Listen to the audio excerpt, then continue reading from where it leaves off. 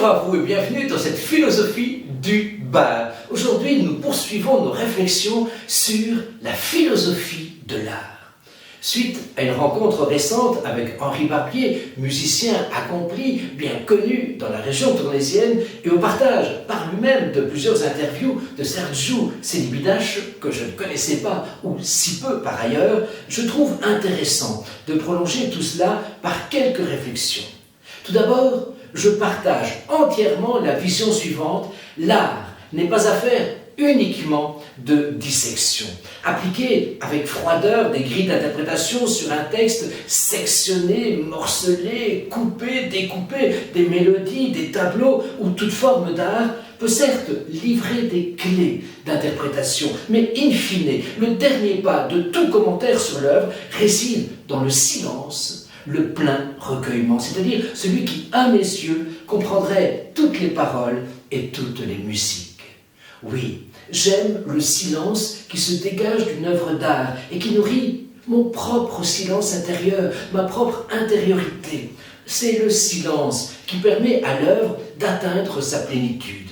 Et elle-même doit aussi pouvoir se taire, s'effacer, se déposséder pour reconnaître ce qui la dépasse, ce qui la transcende, ce que l'on pourrait vraisemblablement appeler le sacré. Et ce que Celibidache lui-même nomme la vibration cosmique. On n'aime pas, en effet, quand on analyse, quand on critique, quand on réduit. Ces démarches ne conduisent pas précisément au sacré. Ce ne sont là que des médisances, des bavardages, des commérages. Je l'avoue, sans vergogne, j'ai fait partie de plusieurs associations de poètes. Un membre de l'une d'elles nous a présenté un jour une feuille intitulée « Critères de poéticité ». Comme si la poésie pouvait, devait répondre à des critères. Vous pensez bien que je ne pouvais pas demeurer plus longtemps au sein d'une association qui enferme, qui cadenasse, qui réduit la poésie à ce que foncièrement elle n'est pas et ne sera jamais. Je n'en ai pas plus mal vécu pour autant, au contraire, j'ai pu écrire sans concession, sans compromission d'aucune sorte. C'est donc avec le cœur et non avec la raison qu'on appréhende une œuvre d'art. La raison cartésienne n'est qu'un handicap, je cite ici Henri Barbier, n'est qu'un handicap pour goûter, savourer, se délecter d'une œuvre d'art. En d'autres termes, s'abandonner et laisser glisser l'étrave. Il faut donc aussi, dans le même temps, se déposséder soi-même, s'effacer, laisser tomber ses propres schémas, son éducation, ses antécédents, sa formation. En d'autres termes, être constamment ouvert à l'ouvert.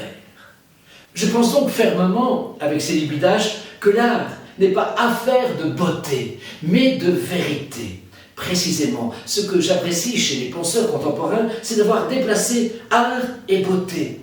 Et si l'art n'était pas du tout affaire de beauté, mais de vérité, encore faut-il bien évidemment définir cette même vérité. Ma petite réponse personnellement est celle-ci. Cette œuvre d'art que j'écoute, ou que je lis, ou que je vois, me permet-elle de croître, de grandir, de m'épanouir? Cette œuvre d'art répond-elle aux élans de ma propre nature? J'aime une œuvre lorsqu'elle me susurre à l'oreille « Toi aussi, tu es créateur, toi aussi, tu peux faire quelque chose de fertile, de fécond dans ta vie, dans toutes les dimensions possibles et imaginables, et même inimaginables d'ailleurs. » On l'aura compris, la vérité dont je parle est synonyme de liberté. Et là encore, avec Celibidache, il nous faut affirmer, ce n'était pas beau, c'était vrai. La beauté est l'appât, l'étape intermédiaire vers la vérité. Dans l'interview que j'ai entendue, la journaliste oppose la vérité et le mensonge. Non, s'il vous plaît, la vérité qui est évoquée ici n'a rien à voir avec cette dualité vérité et mensonge. La vérité dont il est question ici est de l'ordre de l'harmonie avec le cosmos. C'est à mes yeux le sens même de la phrase de Célibidache. La musique, c'est la voie la plus courte vers la révélation de la valeur de l'homme et de l'existence de cette vibration centrale. Harmonie, euphonie, pourrais-je dire, de l'homme avec cette énergie, avec cette vibration tout à fait infinie. C'est-à-dire, vraisemblablement, ce que les philosophes eux-mêmes appellent l'être.